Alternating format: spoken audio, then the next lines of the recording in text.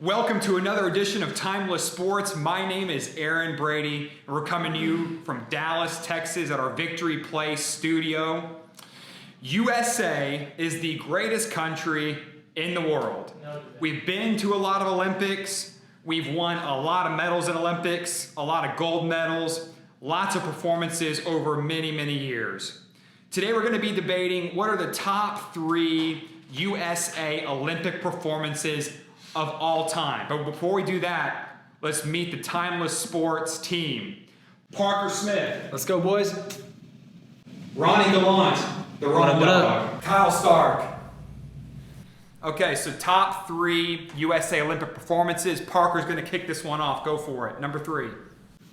Okay, so it was really hard for me to get down to these final 3 because the USA has just been so dominant in Olympic history and everything. And so one of my disclaimers is number 4 would have been the 1980 USA Hockey Miracle on Ice. Just thought it was incredible. Even have a movie after it. But anyways, number 3, I have Michael Phelps in 2008, and just winning 8 gold medals is just insane. Never been done before. Absolutely just insane.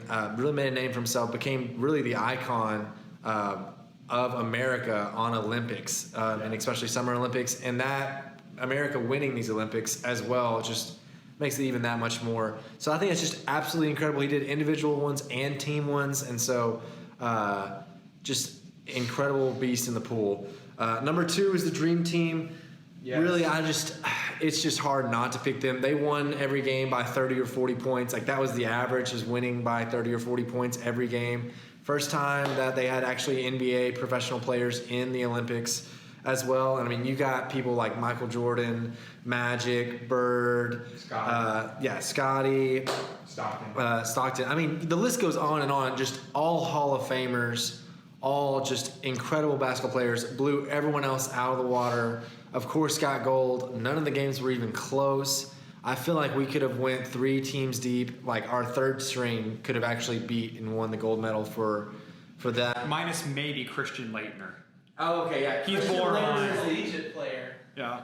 Yes, but he would have been the 5th man on that third string. So the other 4, I think they could have done it. And then number 1, I actually went with like a whole year, and it's 1904 games, and that's because the United States won a total of 239 total medals. That's nuts. If y'all do not realize this record, I don't think will ever be beaten.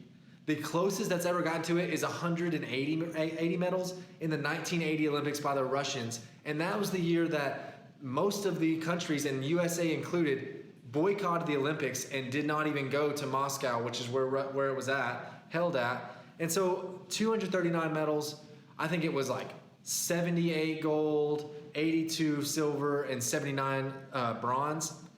Absolutely phenomenal. No one else has ever even gotten close. Nobody else has even gotten over 200. So that's a record that's not going to be broken anytime soon. And so just the whole 1904, they should have just painted the whole Olympics. They should have made all the rings red, white, and blue that year. I mean, USA. That's crazy. For number 3, I had Michael Phelps, 2008. Kind of like Parker said, 8 medals, 8 gold medals.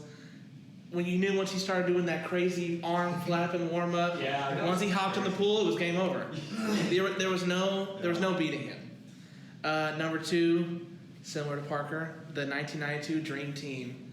Yeah, looking at the picture over here, I can't even believe that's a team possible. How did no one try to they can't play? They're too good. Yeah. So to your point about winning games, they won games by an average of 43, almost 44 points a game. Jeez. Wow. They beat Cuba by 79. You want to talk about beat the brakes off somebody? You beat the brakes off. We beat the brakes off Cuba. Yeah. The closest someone got to us was in the gold for the gold medal was Croatia. We beat them by 32. That was Tony Kukoc. Tony Kukoc was leading that Croatia team. Yeah. And then Parker's number 4, the Miracle on Ice, 1980. I mean, so iconic, such a big moment that you made a film on it. Yeah. So, I mean, just coming back from a team that was so physically dominant like the Russians, how we thought we never would beat that to come back and take the gold. Yeah. Pretty crazy. Kyle, what you got for us? Well, they told me this had to be U.S. Olympic stuff. My favorite Olympic moment of all time is the Jamaican bobsled team. Man, talk about it, just a rags to riches, just a group of guys getting together and putting something together. Man, that was an amazing moment in my life.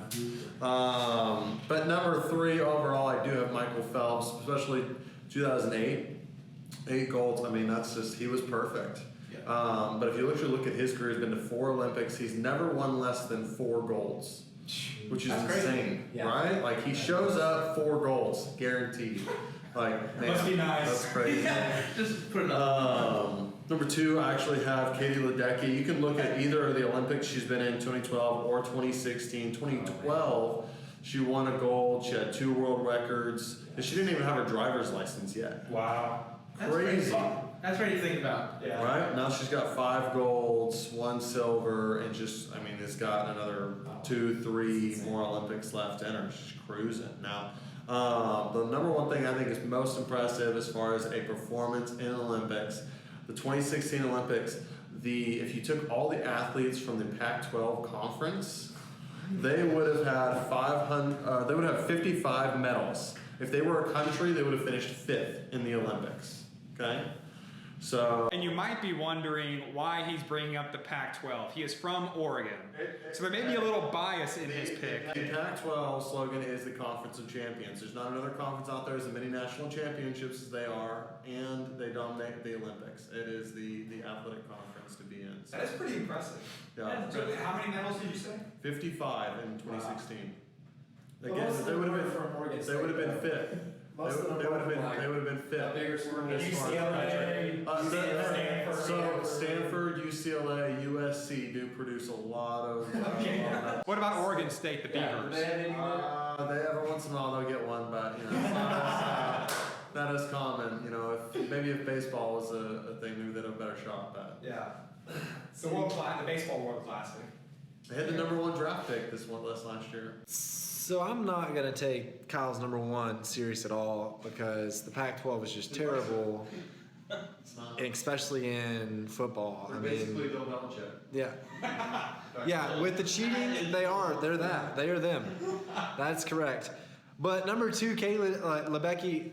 Oh man, I remember watching on the screen, watching her swim. And the camera literally doesn't have if it's watching her, you cannot see any of the other contestants. You can't see anyone else through the camera. They have to zoom it out, or they have to show it out. Pan, yeah. Yeah, they have to pan out. So she's literally in the Olympics lapping people. Yeah.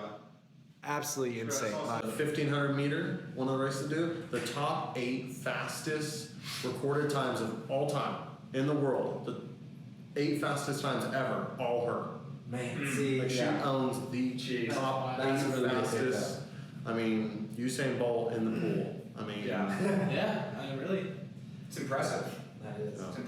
Okay, a lot of the same ones everybody else, so I'll kind of just do a brief overview. But my number 3, 1980 Miracle on Ice. Anytime you have USA versus Russia, it's automatically a classic.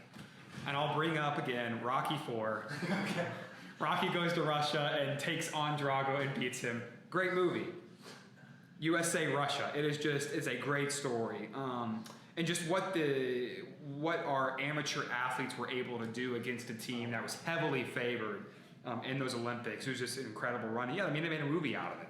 Anytime you make a movie out of a sports event, you know that something special happened.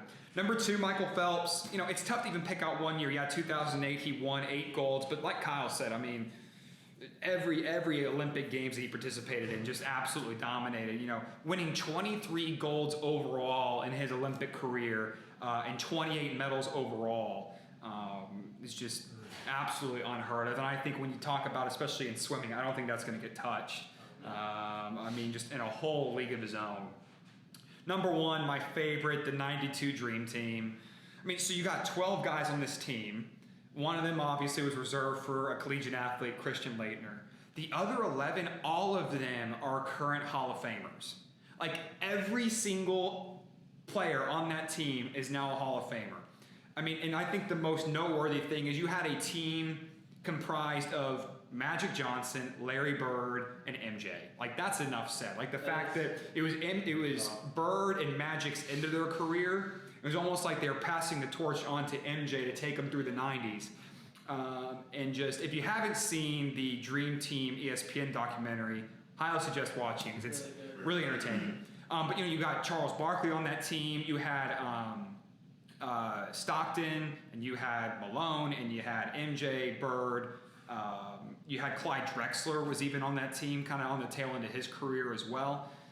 Just every name that you hear is an extremely noteworthy name. Just a special group. And I know, what was it, maybe back in 2012, the team with LeBron and Melo and Kobe, and they're not the 92 team. And like the 92 team was a special team, and I don't think there will ever be a team that comes close to Didn't you say that was like one of the first teams that all the NBA players got to go to? It was the first so they cared, right? Like Yeah. They were told they couldn't do it. Now they can. Everybody wants him, right? Yeah. Now it's, well, I've already done it. Some people will even say they're not going to go. I mean, Yeah. If LeBron says that he's not going to go to that's just, it'll blow your mind, right?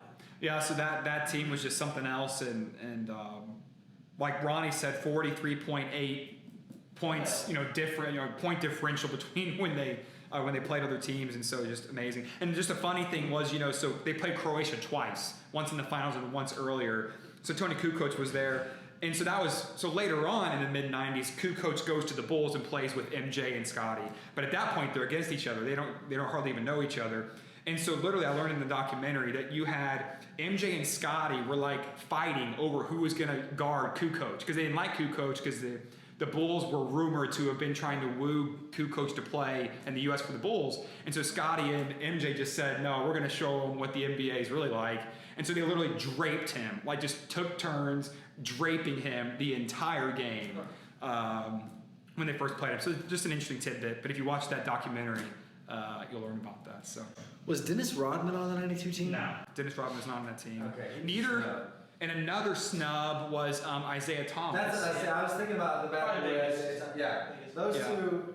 One of them should have took like. But it's like, but it's like beyond. But besides Leitner, who else would you take off that team to make room for Isaiah or make room for Rodman? And I think the other thing with that is, and this will be the last thing that I'll say on it, is the Charles Barkley. I think was enough of a personality as it was. I think if you were to put Rodman in there as well, those two guys together may be a little combustible. And also the whole Isaiah thing. It's apparently rumored that MJ didn't want him on the team, and like MJ's condition was, I will not, because that was during the Bad Boy Piston era. They literally the summer before the Olympics, that was when the Bad Boys literally rocked off the court, didn't even shake the Bulls' hands. So obviously MJ and Scotty weren't too happy with Isaiah and the Pistons at that point, but I think MJ said, I will not be on this team if Isaiah's on it. And sure enough, MJ wins that, and Isaiah is nowhere to be found on that team. Speaking of good documentaries, Bad Boys. That's a good one too. I enjoyed that. That's a good one too. Rick Mahorn and Bill Laimbeer and all those knuckleheads. Yeah. But yeah, we hope you enjoyed the debate today. If you would, subscribe and click the like button so we can get these videos out to more people. You can also comment below who you think had the best U.S. Olympic performance as well. We'd love to hear your thoughts on that. But until next time, Timeless Sports, join the debate.